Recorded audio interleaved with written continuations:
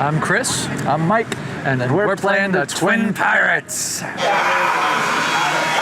We are part of upgraded pirates. Yeah, Davy Jones's pirate crew. Join my crew. This is a suit that they constructed to bind us together so that when we're performing, we can stay as synchronized as possible. Can you run? That's it. Yeah, we're gonna go down. Do the opposite. Like this hand's, even though it's do the same thing where it's working for him. Start choking yourself. What this is the computers recognize these little designs that they've got all over our bodies so that when they film us, they can later go in and, with a computer, replace us with this character. So we provide sort of the skeleton of it, the basis for it.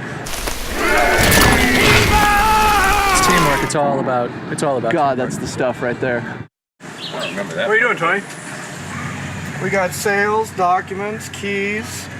We've painted the boat this morning. I have my Dramamine, I'm ready. You know, Tony has done, I think, 5 movies with Gore, and a lot of times there's going to be some leverage and leeway there. And Tony's going to bring that, and that's why Tony's here. We got bamboo. We have fruit. We have a very busy day. We've already done swords. Yeah, I have to have digital blue for 3 gigantic blue screens. The digital blue didn't quite make it. It's probably here in camp in a box somewhere.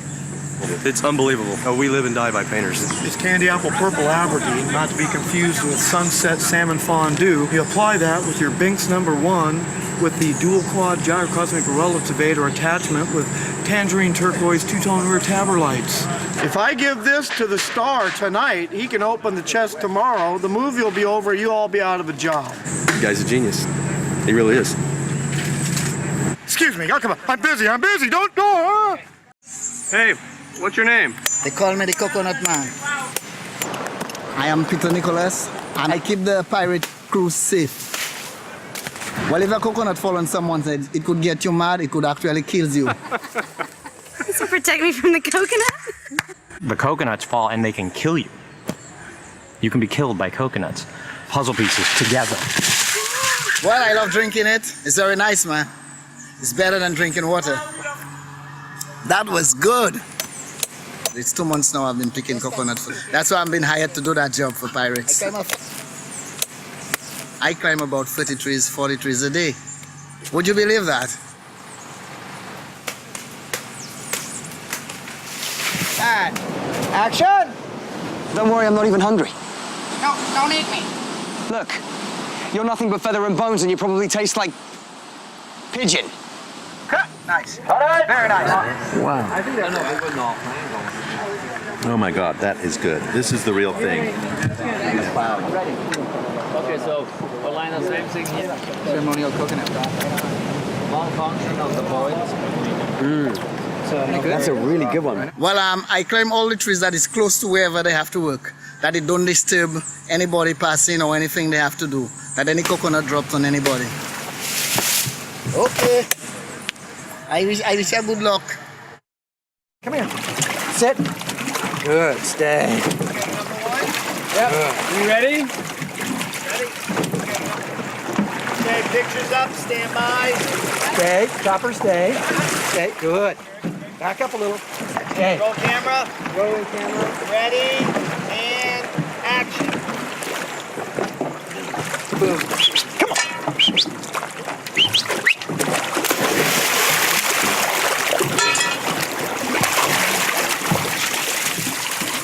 Chopper's doing good. Chopper, how you doing?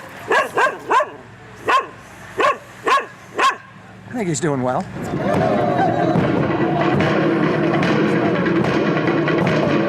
It's not really a day off for me, but it's a day off for Chopper. All his whims and all his needs are met by me. Okay. A normal day for Chopper on a day off, he likes to get up late.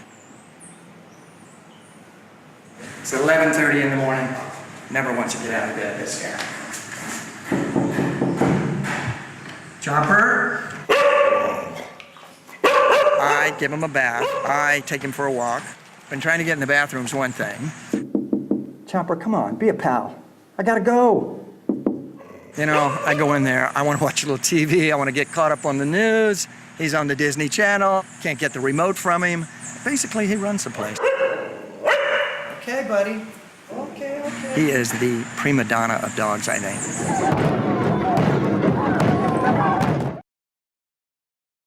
Didn't say port, said land. Any land. Ah! Jack's hat! Rear about! No, leave it! There were no hats left, but we went straight back to the original milliner in Rome, Peroni. They had the pattern, they made some more, and in film 2, the hat has to end up in the water. So we moulded the hats, sculpted them, moulded them, and made them in rubber. So the props department have a whole set of these hats in rubber that float. Mine are leather. And it's supposed to float in the movie, and Penny gave me this hat and said, hey, here's the hat. Good luck, you know, it should float. And I put it in my bathtub, and I left for 5 days. Actually, I left for 10 days. I went on the Scout down to the Caribbean, and I came back, and there it was in my bathtub, still floating. The leather is treated. It's rubberized leather, I think is what Penny called it. I had 6 hats made for him when I very first met him. I laid them out on the floor, and I waited until we'd, gone some way with the rest of it. And then I said, I put some hats together, what do you think? And he just went straight for this leather hat, and he put it on his head, and he said, this is my hat. And I said, well, you should try some of the others on. He said, nope, this is my hat. And the only complication, really, is that with 7,000 costumes on this show, I don't know anybody else have a leather hat. And it's, it's a material that I would have used a lot, but Johnny got it first, so it's Johnny's. And the next problem came with this, the coat. Because the coat is a lovely linen silk tweed, which has several different colours in it. And the shoppers, after 4 weeks, had given up, and we were going to have to do something new. And everybody was very upset, and nobody wanted to tell me, and nobody wanted me to tell Johnny and what we were going to do. So I was speaking to Cosprop, the London costume house who make Johnny's costumes, lamenting the ability to find anything. One of its great benefits is that it's light. So it looks like a proper coat, but actually it's pretty lightweight. And the man who makes everything for us, Christopher, who is a great favourite of Johnny's, said, there's something behind the sofa here, and I don't know what it is. It's been here for ages. And Christopher, go and have a look. And lo and behold, 50 yards of the coat fabric. So somebody somewhere knew we were going to do it again. A great deal of what happens in front of the mirror. And Johnny will just stand in front of the mirror, put it on, and it comes to him, We don't obviously start with these garments. We start with just shapes. And, do you want it longer? Do you want it shorter? Do you want the cuff bigger? Do you want the cuff smaller? All the details that we end up with happen that day in front of the mirror. And he knows immediately. He is very, very on the button about what works and what doesn't work. And at the end of the fitting, the original fitting, which took about 45 minutes only, he looked in the mirror and he said, there he is, there's Jack Sparrow. The only thing I changed was the shirt, because the original shirt fabric was very, very flimsy and didn't stand up to all the stump work. So I got a linen that was as thin but slightly tougher. And I think it might be a slightly different colour, very, very slight. But you see, everything's got to match. Where the fabric looks as if it's rotted, making these tassels is a work of art. I know it sounds daft, but it's quite complicated. Every single thing is hand-stitched. So we just kick off immediately and make 12 of everything and be done with it. And that accommodates Johnny, the stuntmen, the photo doubles, anything else that comes across.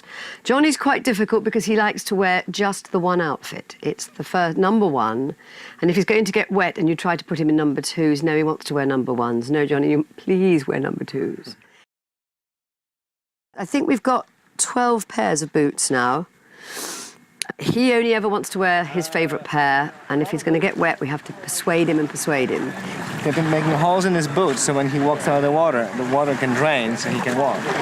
And then we do a pair which have no sole or heel to them.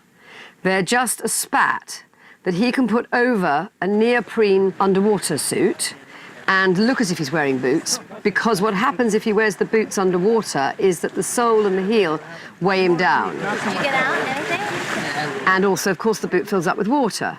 So these spats were brilliant because it meant that he looked as if he had his, well, he did have his boots on, but the water wasn't catching. Here's his sword. And the interesting thing about Johnny's, and he's very particular about this, he likes it. You see the little crook at the end of it. So I'm always trying to straighten it out, and he's like, no, I like that. So that's how you know it's Johnny's scabbard for his sword. This sword was bought, again, on P1. Chuck Stewart and Peter Cohen, the first AD, were on a trip to London, and I believe it was a store called Blunderbust Antiques. They picked this sword up, and this is from 1740s. It's beautiful. We've built hundreds of swords for this movie, for a very talented sword maker in Los Angeles. And of all the swords we have, this one is actually the balance. When it's in your hand, feels the best. And I didn't even pick up on this until a few weeks ago when I was showing somebody the swords, and I have Johnny's compared to all the others. But, you know, they talk about balance on guns or swords or fishing rods or whatever it is you have. You can actually tell it when you're holding this. It has a heavy in the back hand, so you get quick with the blade. You know what's interesting? It actually even happened to me before I got to know you a little better. Is that I was more? I knew you better as as Jack. That must happen all the time. You know what I mean? Yeah. When people kind of run in, you know what I mean? They're more comfortable with, they know you better as just as Jack Sparrow. Sure. Than when it's Johnny. It's very strange. I prefer Jack. Well, you don't have to stop playing him just because you don't have the wig on. Well, no, that's sort of one of the occupational hazards, but also a kind of gift in a way. You know, you get to know these guys. You get to know these, you know, get to be these guys for a length of time, and well, you get to like them. You know, you become close with them. You know, and you get very comfortable being there. So what happens is, once you walk, the ties have been severed from the film. It's over with. You walk away. You're still walking around with that character inside of you, going from Wonka back into Captain Jack mode. Once again, it was quite a bit of distance to travel. You know.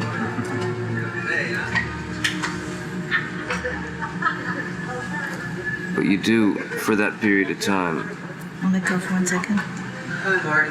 you find yourself in life reacting as those characters. Subconsciously, I mean, it just sort of happens, you know. Believe me. Yes, it is. Going to a restaurant and ordering food, subconsciously, and it's sort of Wonka kind of stuff. It's really disturbing. I think this will blow up my hand. It always does, huh? It's like shaving your head every day. You're wondering if it's going to grow back. You know? Will I ever be me again? We set about creating an 18th century pirate that looked like a rock and roll star. And when the wig went on and all the accessories, that's kind of what we got. This is Johnny's wig.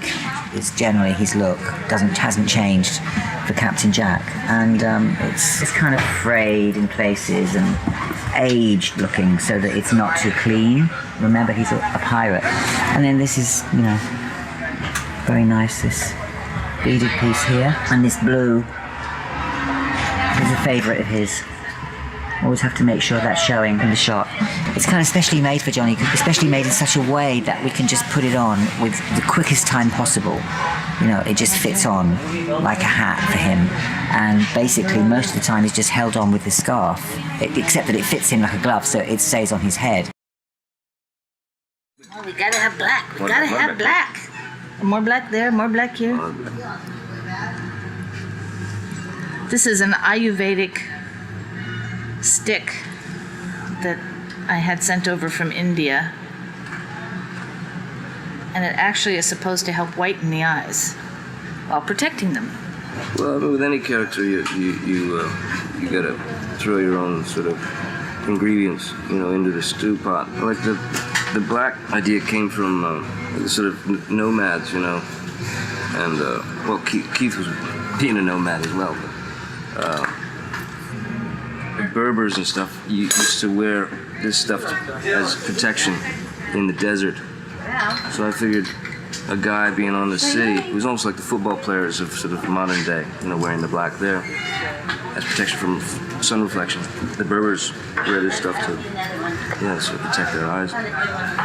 So I thought Jack would have all that actually. Having spent some time with Keith Richards, who was certainly a huge part of the inspiration, for the character. And he was definitely one of the main ingredients to the soup that is Captain Jack. And each time I'd see him, he'd have a new sort of thing tied into his hair, And you'd be like, what is that? And he'd go, oh yeah, I got that in Bermuda or wherever, So, oh yeah. So I kept thinking of that, So it felt to me like Jack on his travels, on his adventures, he would either see something and go, oh yeah, I'll keep that, tie it in, so that each little trinket would have a story. Just above the bandana it's a shin bone from a reindeer. And I'd looked at all these various things to tie into my hair. As soon as I saw that, I thought it was very interesting because it's kind of slightly dangerous, But when they told me it was the shin bone of a reindeer, I thought, well, that's gotta be it. Because, the stories that he could probably tell of the experience with the reindeer would be too fun to pass up. How did the gold teeth work? Yeah, I just sort of went to the dentist and he bonded them. He sanded down my teeth and put these guys on there, bonded them on. So once the film is finished, just go in there and some weird process where he pops them off. Yeah. It's weird. Then you wake up. I guess it happened on one too. You kind of wake up one day, look in the mirror, and you're like, something's wrong. Something's missing. Yeah. Oh yeah. Oh, I still have a couple of these are mine. These ones towards the back belong to me. So I have nothing else to go in their spot. I lost the other ones. I'm just kind of tricking the eye here just so it appears that he has just a few more scragglers in here. So it makes it look just a little scruffier. So I can't grow a beard. Just say it. Is that going to be straight, Hank? Mm-hmm. Perfect. Yeah, we just started to leave them in. Because V has this unbelievable glue that, you could, semi-permanent. You could glue a boat to water with this glue. It's pretty incredible. Did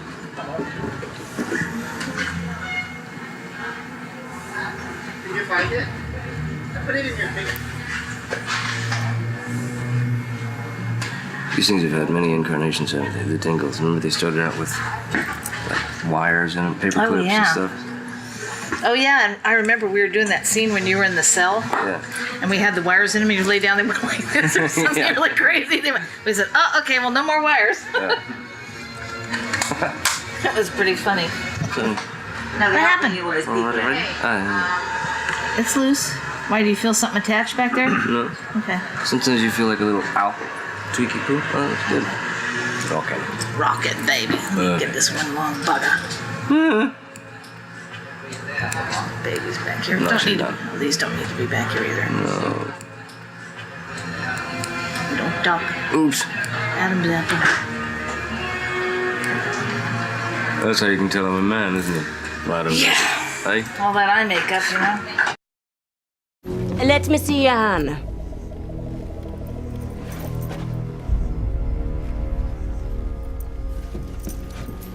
We wanted a few points of interest. Now, this is one of the points of interest. This is a piece of old lace. And in a conversation with Johnny, we decided that it was a trophy piece from a young lady.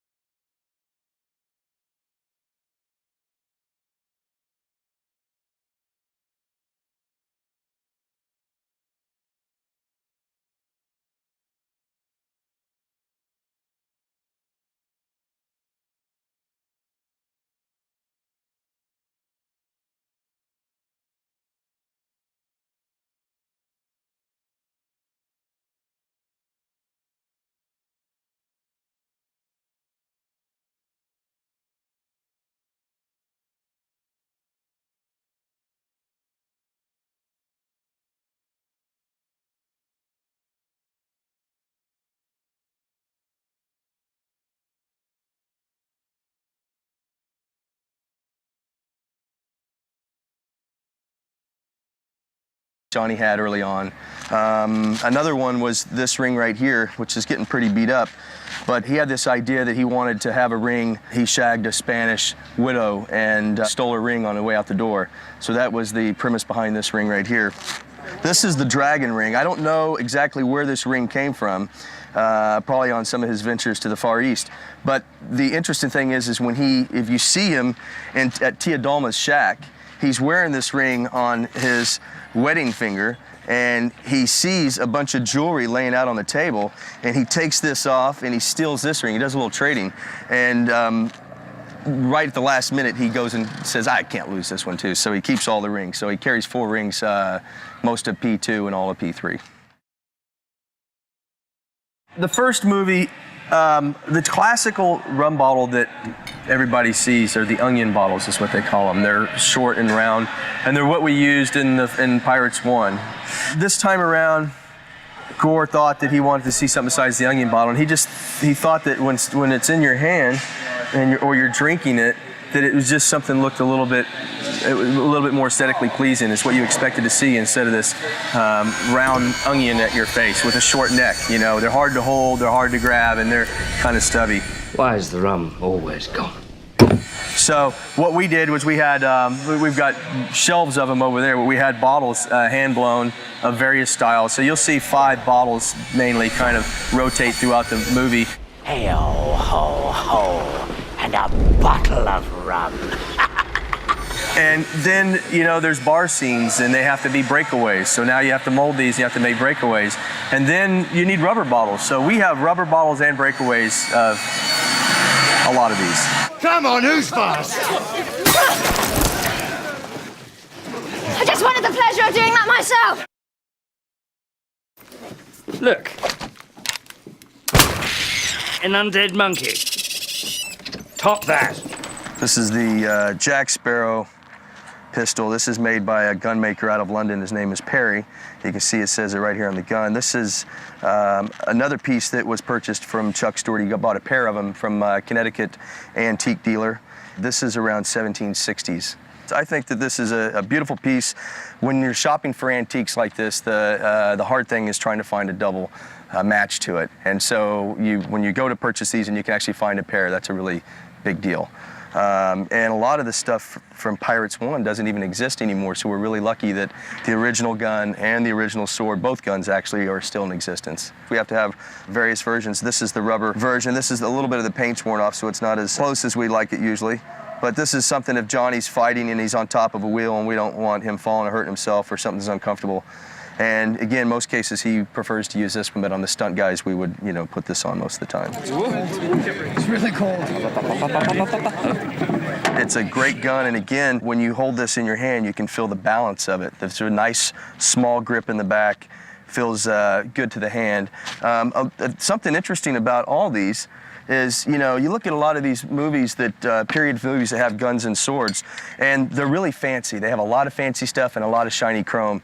And the thing that Gore has, you know, his track record is he likes simplicity. He doesn't like things that are going to be big and gaudy and a lot of bling on them, unless it calls for that. But in my experience, 9 times out of 10, when Gore's picking a prop, he's going to go for the beauty and the simplicity of it. This is some poor, unsuspecting, manky, wild animal that got in his way and was probably then consumed. There's no telling where he got those. You know, it might have been lunch. It could have, you know, you never know. Could have been an old friend. And there are a couple of other things on his belt. A chicken foot and a fertility symbol, just because. This time he wears 2 belts instead of 1, and that came about because he loved this buckle I showed him, and I said, well, I don't know, you know, it doesn't really go with the belt. He said, can I have 2 belts? Okay, have 2. This compass does not point north. Where does it point? It points to the thing you want most in this world. This is the compass of Jack Sparrow, and when you were asking earlier about the greatest prop that he possesses, this is probably it. it's been a motivation of the movies, I think, whatever your heart desires. This is the same compass from Pirates 1. The only, for the French critics and the connoisseurs of Pirates 1, the difference of this one and the one in P1 is the dial has been changed. The one in Pirates 1 did not have the red here. Gore's idea was that we needed something, because it was such a prominent prop in this movie, had to be a quick read and something that was really punchy. So this has been added, and the compass rose has been changed slightly. There's a couple different versions. We've tried putting magnets on the finger, and you can take your finger and you can move it around on the bottom, and it gets the compass rose to point in certain directions, so you don't see that on the off-camera side. We have some that have holes drilled in the side and they have mono coming out, and we have a wheel that's mimicked on the side, and so whatever the off-camera person does over here, the monofilament comes to the side and it can turn these any direction you want it to. And then there's sometimes where it's just supposed to be spinning crazy, like down in the Exumas when we shot Kira and Johnny down there. We needed it to spin around, so we have another one that has a rod that comes out the bottom, and you can literally do it like this, and the CGI boys will paint it out. I know what I want.